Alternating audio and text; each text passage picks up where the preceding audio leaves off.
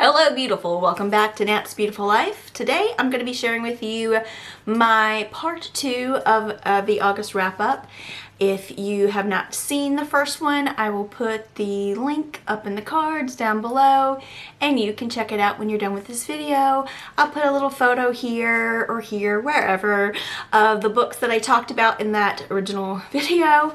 You will also hear in that video how I had been sick and in the mood for some cozy type reads and things like that. I had gotten better, went back to work, and then I had a relapse and I had to go to the doctor and get antibiotics and all of that. So there's a little more and the extra little fluffy reads that I normally don't gravitate towards, but we're going to talk about them and then we get back on to the sci-fi train. If you're new to this channel, hello, my name is Natasha. I do videos on books and anything else I want to do a video about because why not?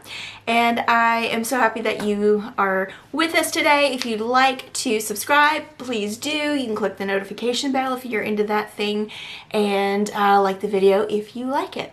Alright, so I'm going to try and pick up from where I remember. I have my bullet journal here that has like my reading stuff in it, but it's kind of like out of order. I believe the last thing we talked about was a romance, Every Summer After by Carly Fortune.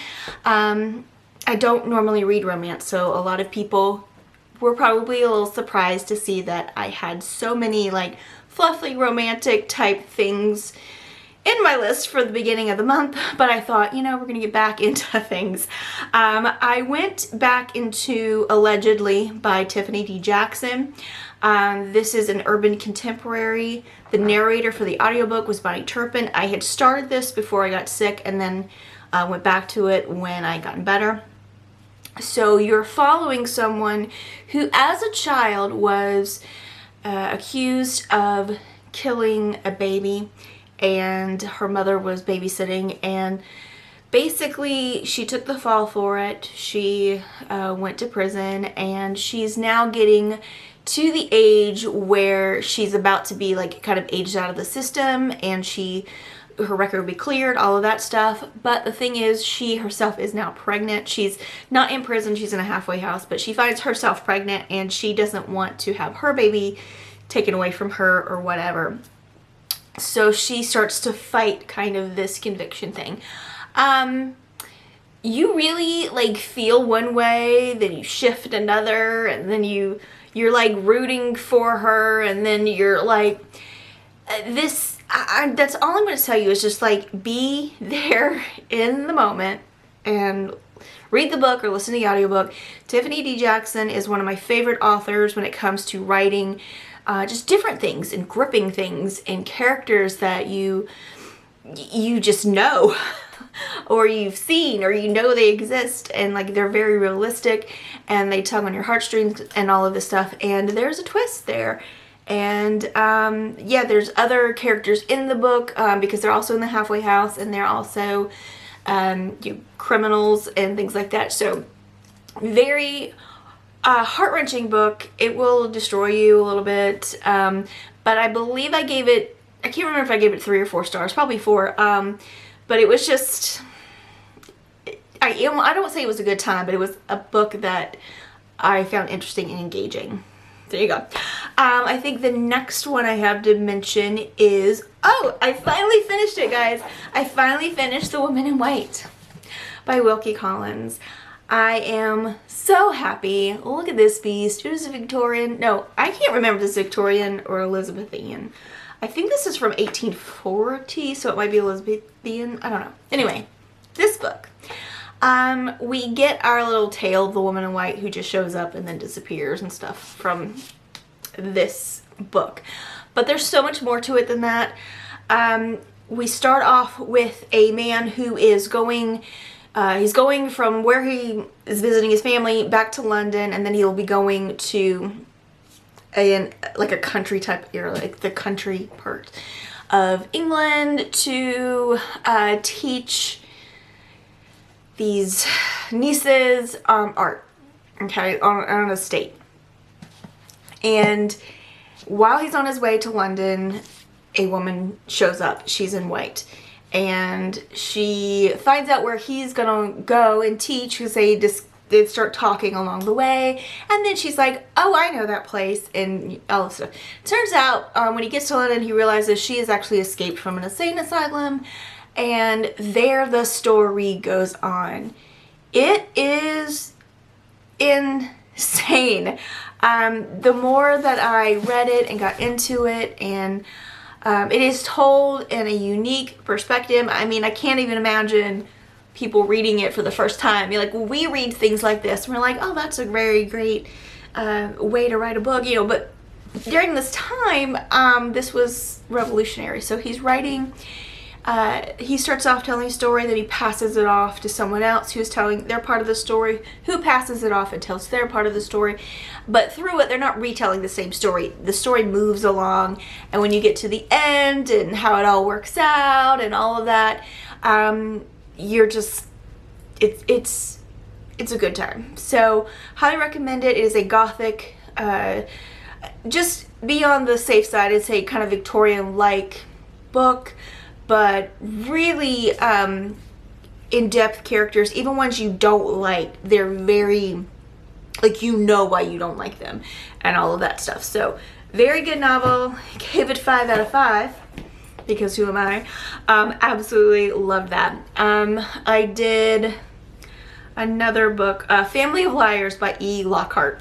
Okay, so many, I want to say like 6 years ago or more. It was one of the first book club books that we did, and not this book, but We Were Liars by E. Lockhart. And I have tried some other things by her, and I do not mesh well with her writing. I have found it very juvenile and strange, but not in a good way. And We Were Liars, I liked the book, the concept of the book, and how it went, the atmosphere of the book, but again, not a huge fan of E. Lockhart and haven't read anything else by her. I saw Family of Liars, which is like a prequel to We Were Liars, and was like, I'm going to give this a shot. I did the audiobook. The narrator was great. And I actually liked this book. I enjoyed it. It is a YA mystery type thing. It's even more in depth to the We Were Liars kind of thing. You do want to read We Were Liars first. It's a very short book. Family of Liars is a short book. You can get through it pretty quick because it's definitely spoilers for that book in this one. So I can't really tell you a lot of stuff, but basically it's the parents, the mothers of the kids in We Were Liars, so it's their parents when they were 17 years old, and this, like, the last summer of like everyone being there and all of that. So intense at times, annoying at times, but I did enjoy this book, and I actually really highly recommend this one. In fact, well, I mean, I guess read We Were Liars. It's not that long. It's not that much of your life. And I do recommend getting into Family of Liars because I think that was actually the better of the two. Okay, going down my list here, what else do I have? The Ruin by Dervla Matiernan. I have been seeing this book everywhere in my, like, Libby, the Scribd, Audible, everywhere it's being recommended to me. It is a mystery thriller set in Ireland. It is the first book in a series of these kind of detective novel things. I did the audiobook. The narrator was obviously Irish, and that made it enjoyable even more. Narrator was great. The mystery was okay. It was just kind of lackluster for me, the whole book, until you get to the end and it kind of cleaned up. There's a couple of books I read or listened to this month that were just kind of like that. Like, I could have done without the whole book and just give me the end. And kind of like It Girl by Ruth Ware, which I mentioned in my earlier wrap-up, how it was just boring, last chapter or two, here's what happened, and it, you know, it could have been a short story. I kind of feel that way with this. And our main character is supposed to be the detective, but I kind of felt like it was the girlfriend of the person who was murdered. Like, I felt like she was the main character and like he was a side, separate plot going on, which it is, because I have a feeling this is going to be very episodic type of mystery series. So you've got what's going on with him plus whatever mystery he's solving. That's kind of what this it was. But the thing is, this is a long book. This was a long audiobook. This is a big book. So I feel like it could have been a lot shorter. When it all came out, what the mystery was, it was a good mystery. It was a good kind of whodunit thing. But again, just a little bit long for me. But if you are into mysteries and books of that nature, it was a good one. But again, just really long. The next one is It All Comes Down to This by Therese Ann Fowler. One of my favorite authors. She's an auto read for me. And this one was a lot different than what she's been doing in the past, which is a lot different than what she was doing before, because before she was known for writing books about like historical figures and fictionalizing their story in a narrative so that you can access it easily. And then she's moves on to contemporary writing. This one was different. These are very flawed characters. So you've got three sisters. There is a cabin or something that they own on this island, and they all live, well, in New York. And the father had passed away earlier, but the mom passes away, and she has very clear instructions of what to do with her estate and all of this stuff for her sisters to, or for her daughters, so the sisters to make it happen. All right, so they have to do, and they have to sell this cottage, and they don't want to, or at least one of them doesn't want to, and that's kind of like the main like catalyst. There is so much just flawed humanity within these people that I can't tell you anything because it will ruin parts of the book. I mean, like, people who are in love with other people's people, and people who are totally right, people who are presenting themselves as one thing and then they actually aren't, like, all of this stuff. And the mother couldn't have known all of these things, but she wanted these kind of estranged sisters to have like a weekend and work together to make this place, sellable and all this stuff. And that isn't even like a big part of the book for the sisters. It's just like all this other stuff. So just know, when you're going into this book, it is a wild ride, and you're going to be like, you did what now? You're doing what now? What is happening? Stuff you probably don't approve of, and then it all kind of semi-works. I don't know. Wasn't my favorite of her works. I think this is probably my least favorite of her works, but very well written, if that makes any sense. So, new book by her. If you want something that's just going to be like a train wreck you cannot look away from, it's The Family's Life, like the train wreck you can't look away from, then there you go.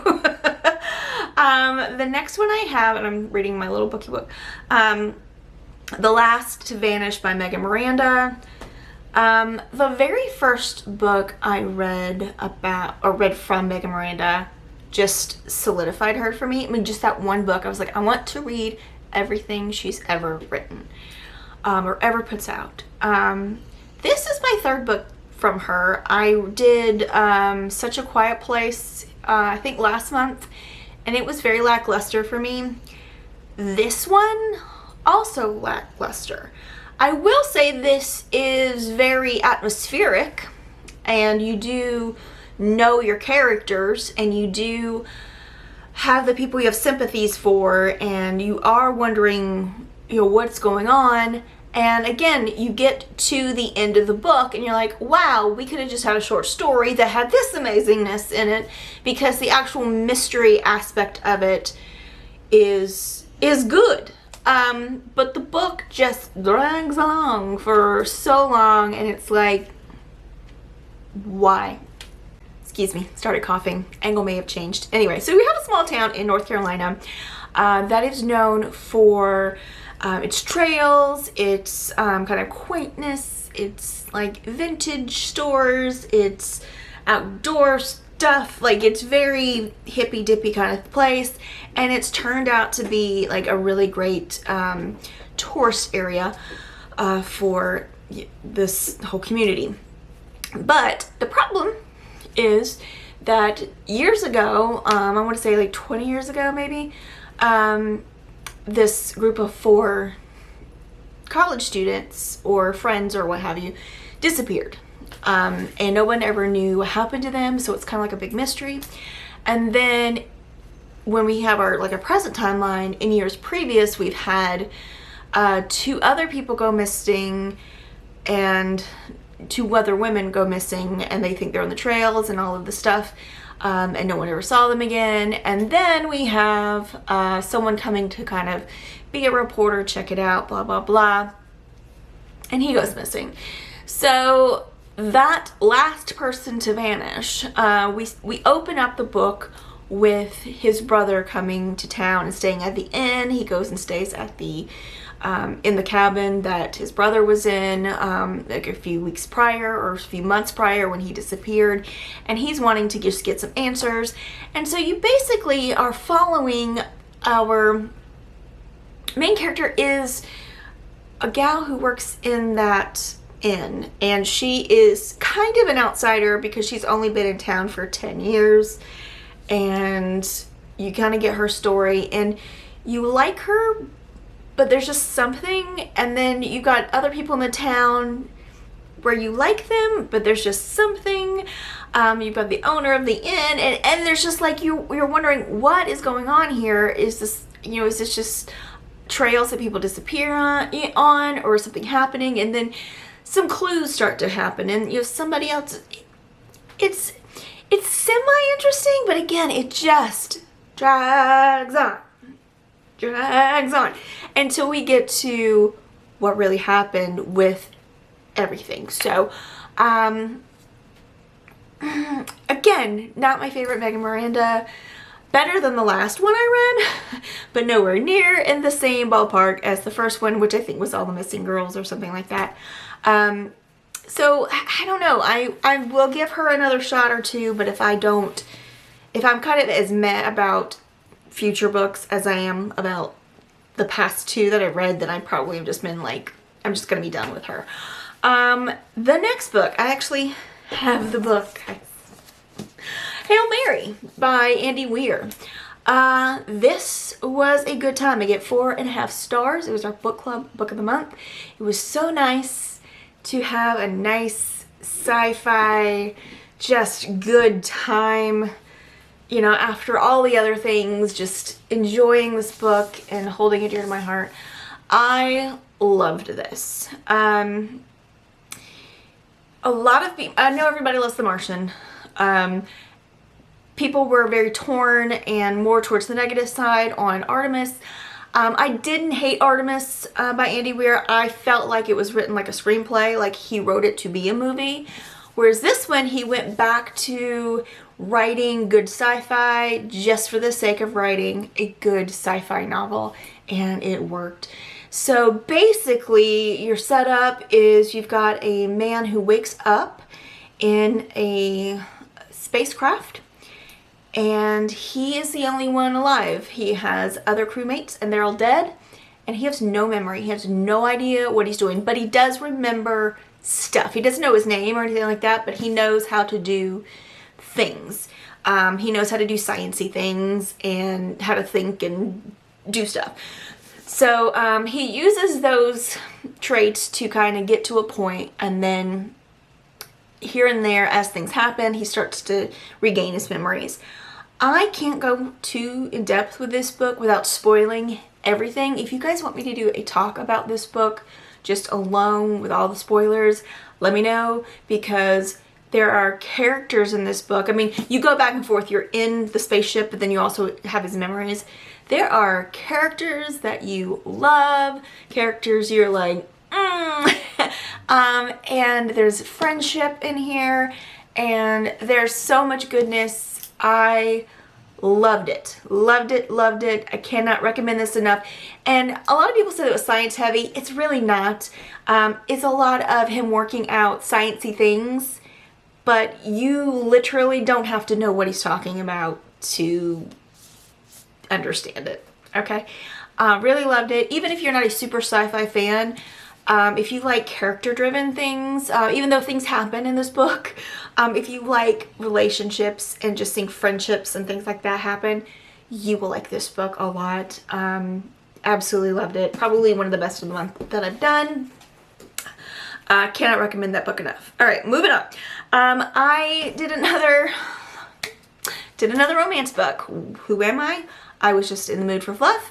I had put myself on the list at the library for this audiobook, and it came available, and I was like, might as well, because the wait is forever for this book. And it was Book Lovers by Emily Henry. This is my third Emily Henry. I liked Beach Read enough. It was decent. It was not what I expected it, so I liked it better than I thought I would. Did not like People We Meet on Vacation at all. Unlikable characters, really dumb scenario, didn't like it. This one was her best work, I think, and I gave it 4 stars. I gave a romance book 4 stars. Again, who am I? So I love how this kind of flips the Hallmark movie on its head. And you do have a main character who is a book agent and another main character who is a book editor. And apparently, to me, you ever heard of insta love with books and you don't like it? This is insta hate in a book, and it makes no sense. But apparently they're arch enemies, but they met once in New York and for a business thing, and they didn't really seem to have that horrible of a day together or time together on their business lunch or whatever. But you know what? Whatever. It made the plot work. I hate it when people do things to make the plot work. But anyway, it's more like frenemies. They're frenemies. But the agent, her sister, wants to go visit this little town in North Carolina again. This is like my third, at least, book that takes place in North Carolina this month. Or at least this little patch of time. Anyway, they go to this little town that's just outside of Asheville because it is the setting for one of her sister's favorite books. It's also a book that is written by one of the authors that the agent is an agent for. Anyway, when they get there, this little small town, the editor guy is there, his family, he's from there, his family's there, all of that stuff. And again, frenemies ensues, and it's cute and sweet, and you can kind of, I guessed what was happening with the sister, like right off the bat. I just guessed it, and so when it got to that point, yeah, there's a little annoying character quirks with Mrs. Agent, and instead of having a Mary Jane, the editor is our male protagonist. He is, or antagonist, he is what I would call a Sammy Joe. I mean, he's perfect. Whereas instead of our Mary Jane, we get the Sally Joe. Or Sammy Joe. Whatever. You know what I'm saying, right? He's like perfect. But it works out. It's a good time. I enjoyed the book. If you like romance books, that's definitely one I recommend. All right. Next book, Dial A for Aunties by Jessie Q. Santanto. I actually had this one on hold for when I was sick. It finally became available, and I had the second one from the library here as well. But after the first one, I just returned the second one. I did not enjoy this family dynamic at all. There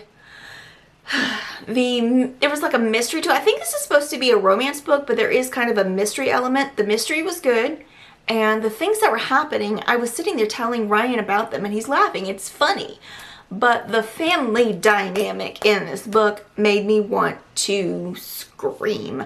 I just couldn't do it again. So you've got a girl who is 26 years old and still is 14 basically in her brain. She goes to college, she falls in love with this guy, and they've been together for years. She's been to England to meet his family, all of these things, and he's going to go off and has a job at this place where, but it's on the East Coast, and she needs to stay near her family to help them in the family business. And so she does that. She totally destroys his heart and her own, and does this. And since then, she's just not interested in love or dating because she compares everyone to this one guy. Her aunts are so... and it's not a culture thing. Okay, a lot of people will be like, it's a culture thing, it's this. No, it is not, because she's the only one out of all the cousins and everything who did this. And also, I just got done reading 2 of these books. The Arsenic and Adobo by Mia P. Mamasala. I recommend this way over Dial A over Aunties, even though it's funny. The family dynamic is more realistic for a first generation American, you know, with aunties, with lots of aunties and things like that. Kind of the same character, or not character, but family, like logistics, the family, but not the same family dynamic. It was just a lot better. But yeah, anyway, they drove me nuts because the guests kept screwing everything up. It was like Weekend at Bernie's. But anyway, what happens is her mother basically catfishes someone who's catfishing her, and she doesn't understand what kind of dating site she's on, or what she's saying or he's saying, and she blind dates her daughter with this man who she's like, you must go because he owns the hotel of the wedding we do, because they're like a wedding family, like business type thing. And so she feels obligated to go. Turns out he tries to assault her, and she does, like, she doesn't straight up kill him, but she does something that makes him get in an accident and get killed. And so they basically are like, well, we got to deal with this body later because we have this big wedding that's happening. And turns out it's just mayhem. And again, a lot of the stuff is funny, but a lot of it's just like that family dynamic of the girl being 26 and never saying, stop, you're making it worse to these women. And the author just, I felt like she made the women kind of stupid. Like, and I get there's a difference in generation as far as, like, you know, understanding what texting and, you know, different symbols and things mean, but again, way too interference. I don't know. It could be me, because I know a lot of people love this book, but it could just be that, like, that kind of thing would not fly with me. So, could be that I can't identify kind of with this character. So that's probably it. If you like funny, cute, lighthearted things, and you don't mind, like, this, to me it was like nails on a chalkboard with the whole situation between these women. If that is something you find funny, then you'll enjoy it. Again, it's a funny book. The mystery element of this book is actually pretty decent. It's pretty good. But just a lot of naivete and things like that.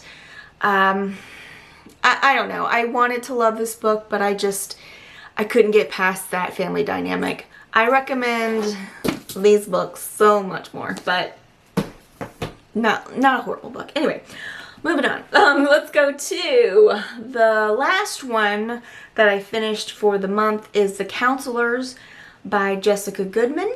That is a YA mystery.